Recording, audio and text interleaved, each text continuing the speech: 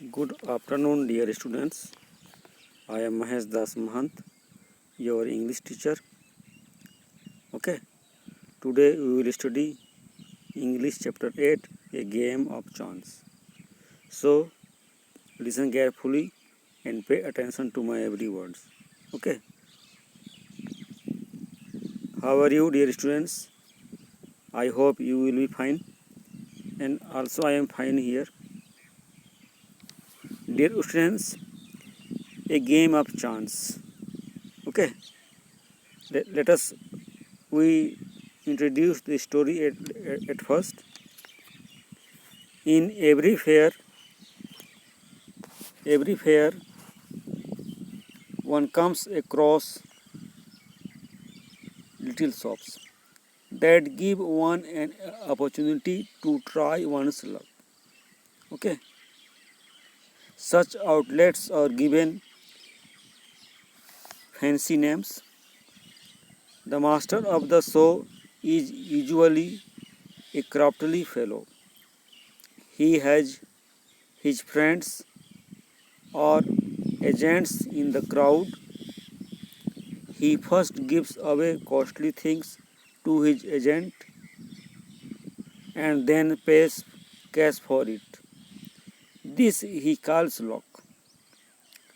The drama tempts innocent people, chiefly youngsters, to take a chance. They are cheated. Okay.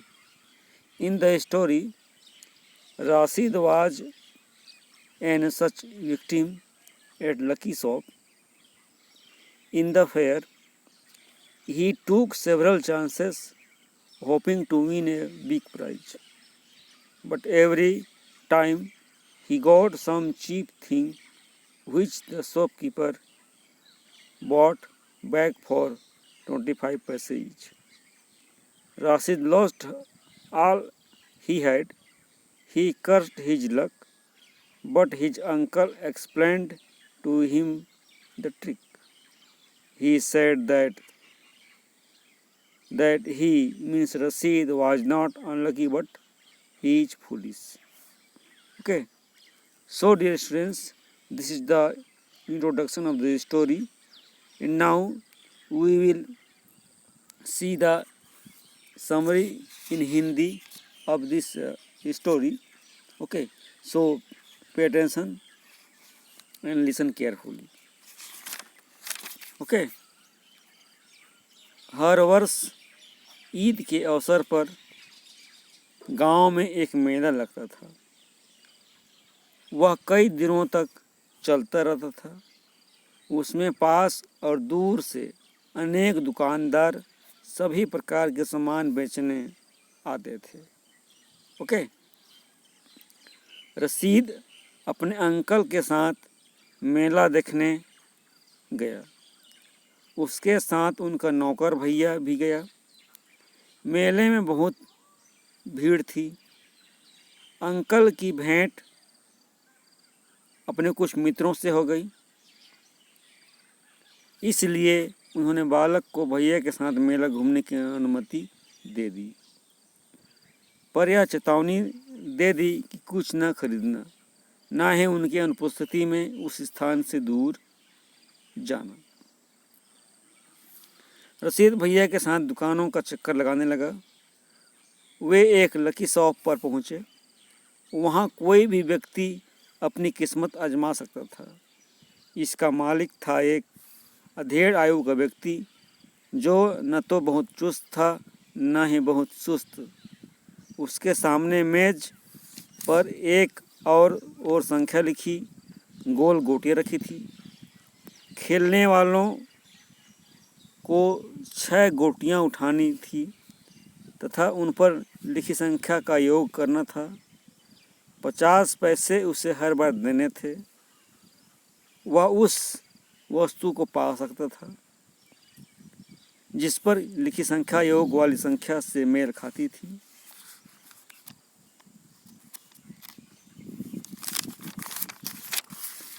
दुकानदार बहुत चालाक था। भीड़ में भी उसके मित्र या एजेंट थे।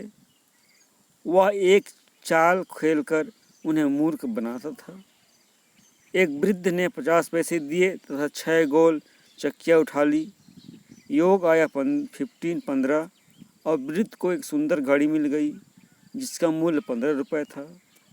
दुकानदार ने घड़ी को 15 रुपये देकर वापस खरीद ली। वृद्ध खुश होकर वहाँ से चला गया। फिर आया एक बालक जिसने 4 बार अपनी किस्मत आजमाई।